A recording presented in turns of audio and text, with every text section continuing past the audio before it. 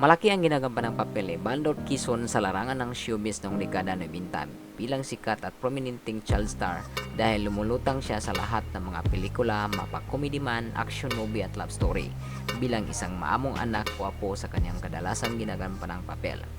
Tuwing may bagong pelikula noon, kasama ang kanyang matikang amang si Dolphy Quezon o kaya ang sikat na komedyante na si Babalo. At atin ring kilalanin ang babaeng nagpapabago sa buhay ng dating child actor na ngayon ay isa ng ganap na politiko matapos niyang iwanan ang kanyang buhay showbiz na kanyang kinalalagyan. At ano kaya ang dahilan at nagudyok sa kanya sa pagiging mataba hanggang sa nakamamanghang body transformation na ikinagugulat ng lahat ng mga netizen. Pero bago lahat natin pag-usapan yan ay kung bago kayo sa aking channel ay huwag kalimutang pindutin nyo lamang ang notification bell para updated ka sa susunod nating mga uploads. Dati nang sikat at mabango sa takilya ang dating child actor noon na si Bandot Quezon dahil malaki ang impluensya ng kanyang pamilya sa mundo ng showbiz na kanyang kinatatayuan at kinamulatan.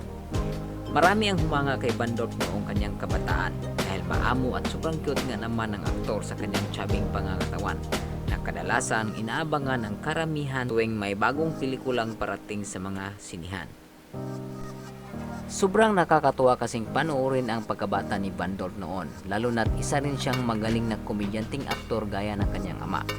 Ngunit paglipas ng panahon, marami ang nagulat dahil sa kanyang laki ng pagbabago sa pangangatawan ng aktor dahil minsan na rin niyang iniwan ang buhay showbiz. At sa kanyang muling paglutang, maraming nagulat sa kanyang transformation bilang isang batang mataba noon na ngayon sobrang laki na ng kanyang katawan dahil madalas niyang pag-gym at disiplina sa pagkain.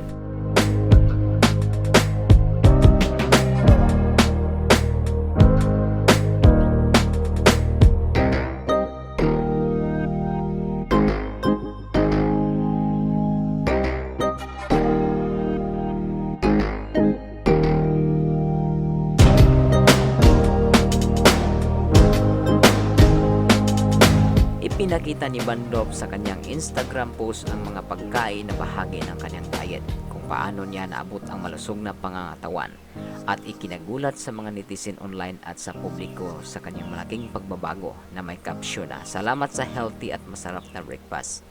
Pansamantalamang nilisan ni Bandot ang buhay showbiz ngayon na kinasasabikan ng kanyang mga tagahanga ay patuloy namang dumarami ang kanyang taga-suporta at mga nabuong bagong kaibigan sa loob ng kanyang tinutuluyang bagong tahanan nang walang iba kundi ang gym at siya'y kasalukuyang councilor ng unang distrito ng Parañaque City.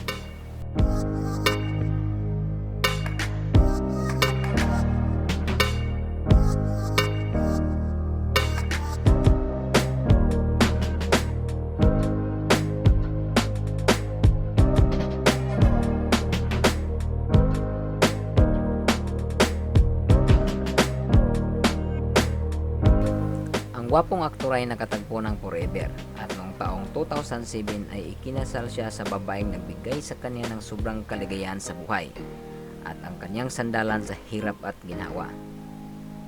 At kilalanin natin ang babaeng bumago sa buhay ng aktor. Si Jeannie Salimao Quezon, ang babaeng nasa likod ng pagbabago ng buhay ni Bandot Quezon na naging inspirasyon ng karamihang mag-asawa. Ang kanilang masayang pagsasama ng matagal at ideal couple na namumuhay bilang isang simpleng mamamayan.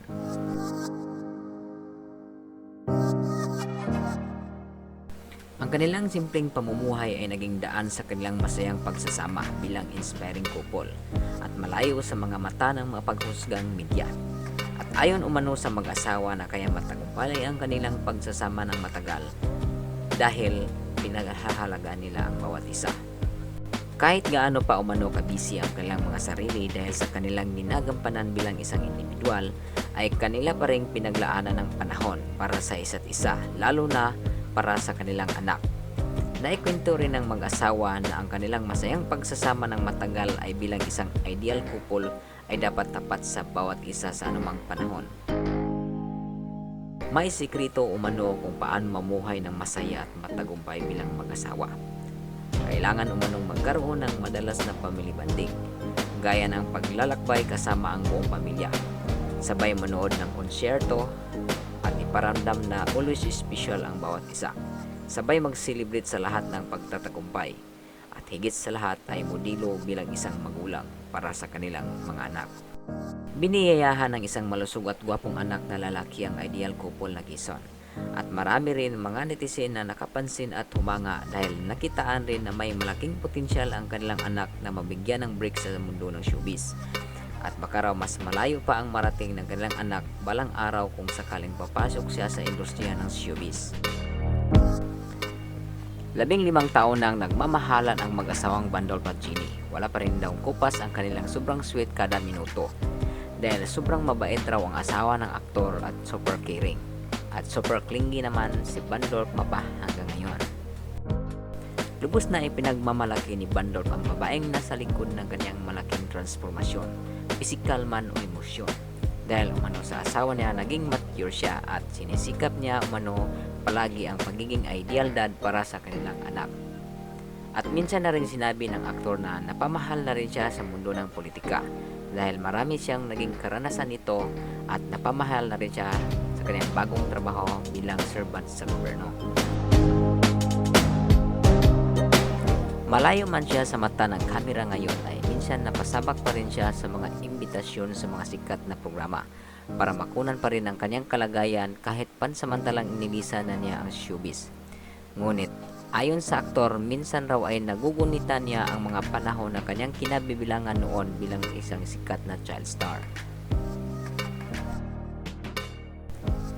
Maraming pagsubok ang dinaanan ng bagitong aktor kaya iniwanan muna niya ang karera sa pag-aakting at itinuon ang kanyang buhay bilang isang ideal dad para sa asawa at sa kanyang binuong pamilya.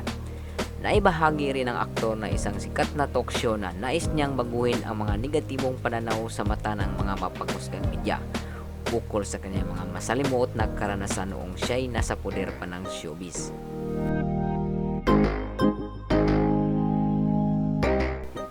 Hanggang ngayon ay marami pa rin nagtataka kung bakit biglang nawalay sa industriya ng showbiz si Bandolp.